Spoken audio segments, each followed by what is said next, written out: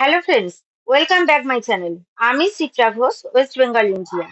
আজকের ভিডিওতে আমি আলোচনা করব অনপ্যাসিভের বর্তমান মাইগ্রেশন প্রসেস নিয়ে। তো চলুন ফ্রেন্ডস, শুরু করা যাক। আজকের দিনের বিষয়টি হলো অনপ্যাসিভের মাইগ্রেশন প্রসেস। তো প্রথমেই জানা যাক মাইগ্রেশন প্রসেসটা কি। মাইগ্রেশন প্রসেস হচ্ছে একটা প্রসেস যার মাধ্যমে আমরা একটি সিস্টেম থেকে বা প্ল্যাটফর্ম থেকে অন্য একটা সিস্টেমে ডেটা, ইউজার এবং অন্যান্য তথ্য স্থানান্তর করি। মাইগ্রেশন প্রসেসটা আমরা জানলাম, কিন্তু এবার জানবো যে অনপ্যাসিভে কেন মাইগ্রেশন হচ্ছে। ট্রান্সফরমেশনের সময় চলছে, কর্পোরেট ওয়ার্ল্ডে এই বিষয়টা নর্মাল। অনপ্যাসিভে মাইগ্রেশন চলছে, তার কারণ হলো কোম্পানিকে আরো বেশি সিকিউর করার জন্য, কোম্পানির ডেটাকে সিকিউর করার জন্য, কোম্পানি তার প্ল্যাটফর্মকে আরো বেশি উন্নত এবং সিকিউর করতে চায়। সেই সাথে ইউজার্সরা যাতে আরো বেশি বেনিফিট পায় সেটা সুনিশ্চিত করার জন্য এই মাইগ্রেশন প্রসেস।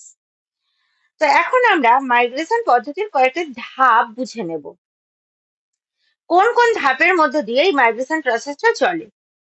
একে রয়েছে প্রাথমিক প্রস্তুতি।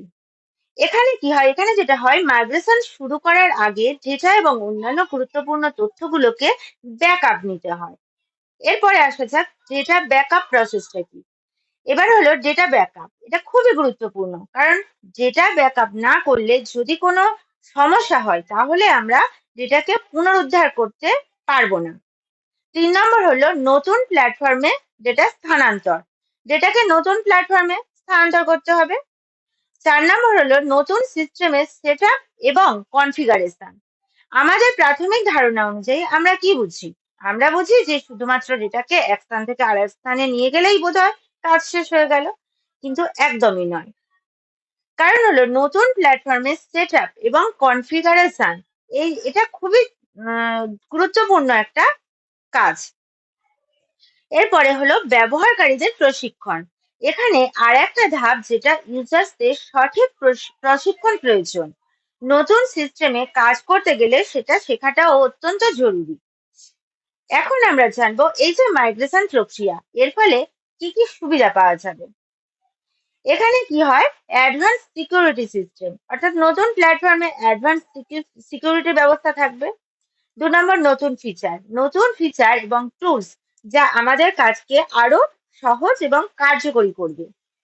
3 নম্বর হলো উন্নত পারফরমেন্স। নতুন প্ল্যাটফর্মে আরো দ্রুত এবং উন্নত পারফরমেন্স পাওয়া যাবে। এবার দেখুন ফ্রেন্ড, এত বড় একটা কর্মকাণ্ড, এই যে মাইগ্রেশন প্রসেস, এটা চলাকালীন কিছু সমস্যা তো হতেই পারে। যেমন ডেটা লস হতে পারে, ডেটা স্থানান্তরের সময় ডেটা লস হতেই পারে। তো কনফিগারেশনের সমস্যা, নতুন সিস্টেমে কনফিগার করতে গেলে সমস্যার সম্মুখীন হতে হয়। ব্যবহারকারীদের নতুন সিস্টেমে অভ্যস্ত হতেও সময় লাগে। সফটওয়্যার বা টুলস এর অক্ষমতা, অর্থাৎ সফটওয়্যার গুলো ঠিক মতো কাজ নাও করতে পারে। এছাড়াও আরো একটা সমস্যা যেটা হয়, সেটা হলো নেটওয়ার্ক সমস্যা। তো এগুলোর সমাধানের জন্য কাজ করতে হয়।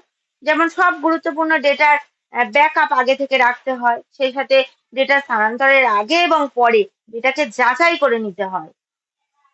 মাইগ্রেশন করার আগে একটা কনফিগারেশন চেকলিস্ট তৈরি করতে হয়। যখন নতুন সিস্টেমে সেট আপ করা হয় সেই সময় প্রয়োজনীয় কনফিগারেশন নিশ্চিত করতে হয়। ইউজার্সদের জন্য প্রশিক্ষণ সেশন চালু করতে হয়। একটা সহায়ক গাইড বা টিউটোরিয়াল তৈরি করতে হতে পারে। মাইগ্রেশন করার আগে সফটওয়্যার এবং টুলস এর আপডেট করতে হয় বা ভালো করে পরীক্ষা নিরীক্ষা করে নিতে হয়। প্রয়োজনে বিকল্প ব্যবস্থা করে রাখারও প্রয়োজন থাকে। তো মাইগ্রেশন করার সময় স্থিতিশীল নেটওয়ার্কের সংযোগ সুনিশ্চিত করে নিতে হয়। তাই নেটওয়ার্ক ইস্যুর জন্য পূর্ব প্রস্তুতি আগে থেকেই করতে হয়। তো ফ্রেন্ডস, এটা গেল মাইগ্রেশন প্রসেস সম্পর্কে একটা ডিটেলস ভিডিও। তো এখনের পরিস্থিতিতে যারা যারা ভীত আছেন বা ভাবছেন আর কত দেরি, বা অন্যের কথা শুনে নেগেটিভ হয়ে যাচ্ছেন, তাদের উদ্দেশ্যে বলবো এই যে মাইগ্রেশন প্রসেসটা, এটা খুব একটা সহজ বিষয় নয়। অনেকগুলো স্টেপ পেরিয়ে তবেই এটা কমপ্লিট হয়।